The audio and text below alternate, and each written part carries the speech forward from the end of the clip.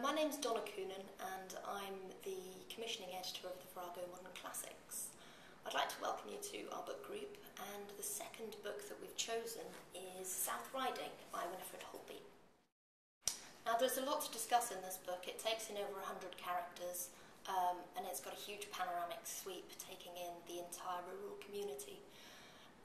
Into this community comes Sarah Burton, who applies for the post of a headmistress at the local girls' school.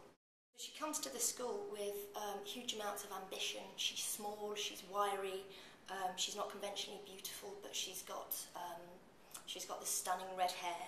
And she's ambitious and she's passionate, and she tries to lead the girls to better themselves.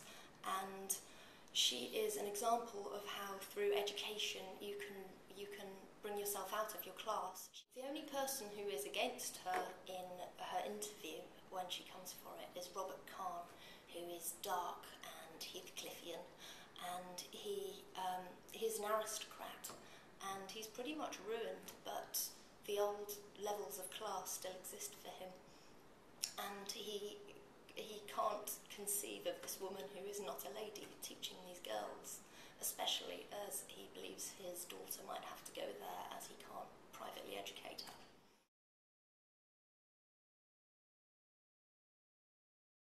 She was a hugely prolific journalist and a successful one too. She was a great believer in equality, both for women and also for all of the different classes.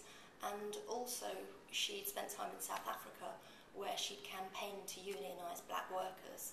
So she believed in racial equality too. She was very altruistic, she was a feminist, and she was a woman of her time. In many ways you can compare her to Sarah Burton, because all of the things that she achieved in her short life were remarkable. She asks many questions in this book about social reform, about public health, about poverty, and she tries to answer them as well. She wrote this book when she knew she was dying.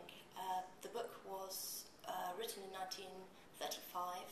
She died in September 1935, and South Riding was published 6 months later.